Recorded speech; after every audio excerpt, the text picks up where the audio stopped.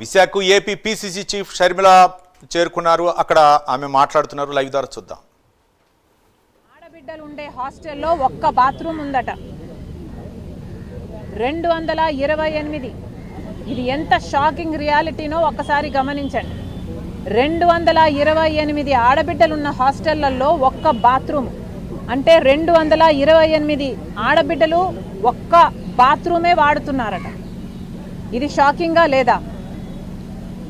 మరి దీనికి ఏం సమాధానం చెప్తారు? హైకోర్టు ముట్టికాయలు వేసింది. అవి ఆ ఒక్క సందర్భమే కాదు, ఎన్నో సందర్భాలను కోర్టు చేస్తూ హైకోర్టు చెప్పిన విషయాలను వింటే ఎవరికైనా బాధేస్తుంది. మనసున్న వాళ్ళు ఎవరు విన్నా బాధేస్తుంది. అలాగే మేము కూడా చెల్లించడం జరిగింది. హైకోర్టులో చెప్పిన విషయం విని 228 ఆడబిడ్డలకి ఒక్క బాత్రూంలో ఉన్నారు అంటే ఎవరైనా చెల్లించాల్సిన అవసరం ఉంది. అలాగే ఒక్క రూమ్లో 17 మంది అమ్మాయిలను పెడుతున్నారట. 17 మంది అమ్మాయిలకు కనీసం పరుపులు కూడా లేవట, కింద బండ మీద పడుకుంటున్నారట. ఇలాంటి హాస్టళ్లలో ఉన్న పరిస్థితి. కనీసం తిండి సరిగ్గా లేదు, నీళ్లు సరిగ్గా లేవు, బాత్రూములు సరిగ్గా లేవు అని ఈ విషయాలన్నీ హైకోర్టు చెప్పింది. ప్రభుత్వానికి మొట్టికాయలు వేసింది. మరి ప్రభుత్వానికి పట్టదా అని మేము అడిగాం. అడిగే క్రమంలో ముఖ్యమంత్రిగా ఉన్న చంద్రబాబు గారు గుడుల మీద ఉన్న దృష్టి బడుల మీద పెట్టట్లేదు, బిడ్డల మీద పెట్టట్లేదు, ఇది న్యాయమేనా అని అడిగాం. ఏం తప్పు అడిగామని అడుగుతున్నాం. ఏం తప్పు అడిగామో మళ్ళీ సమాధానం చెప్పాలి. అసలు వ్యక్తిగతంగా ప్రతి మతాన్ని ప్రతి కులాన్ని సమానంగా గౌరవించే సంస్కారం మాకుంది. కానీ మేము చెప్పాలనుకున్నది, ప్రభుత్వ పెద్దలుగా ఉన్న వాళ్ళు, ప్రభుత్వం నడుపుతున్న వాళ్ళు ఒక మతానికి పెద్దపీట వేస్తూ ఒక మతాన్ని ఎత్తి పట్టుకుంటే అది భావ్యం కాదు అన్నది మిగతా మతాల వాళ్ళ అభిమతమై ఉన్నది. ఆ విషయమే ప్రభుత్వ పెద్దలు గమనించాలి. ప్రభుత్వ పెద్దలుగా ఉన్న వాళ్ళు గుడులు కడతాము అంటే మరి మసీదులు మరి చర్చిలు కూడా కడతాము అనే మాట్లాడాలి.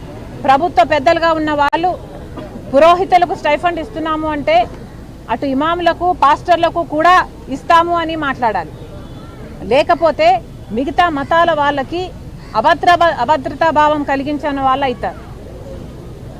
వాళ్ళ మనోభావం తెలిసిన వాళ్ళం కాబట్టే దాని గురించి మాట్లాడటం జరిగింది. కానీ చంద్రబాబు గారు దళిత వాడల్లో పెట్టాల్సిన శ్రద్ధ పెట్టడం లేదు. ఇలా హైకోర్టు ఒక తీర్పు ఇచ్చింది, మరి ఆ తీర్పు గురించి ఏం చేస్తున్నారు? దళిత స్కూళ్ళు కానీ, ఎస్సీ ఎస్టీ స్కూళ్ళు కానీ, బీసీ హాస్టళ్ళు కానీ ఇలాంటివి ఏవి కూడా సరిగ్గా లేవు అని ప్రశ్నించడం జరిగింది. అదే ఈరోజు జరిగింది. వాస్తవానికి ఈరోజు ఇది ఒక నమూనా మాత్రమే. కానీ ప్రభుత్వము, చంద్రబాబు గారు, కూటమి సర్కారు అందరూ గమనించాలి. ఇదేదో మేము రాజకీయాల కోసం మాట్లాడటం లేదు. మేము మాట్లాడిందల్లా ప్రజల సంక్షేమం కోసం మాట్లాడ్డా. అదేదో పెద్ద నేరమైనట్టు, నేనేదో హిందువులకు వ్యతిరేకమైనట్టు ఎంత సోషల్ మీడియాలో ఎంతగా నన్ను దూషించారు, వ్యక్తిగతంగా ఎంతగా నన్ను దూషించారు, వ్యక్తిత్వ హననం కూడా చేశారు.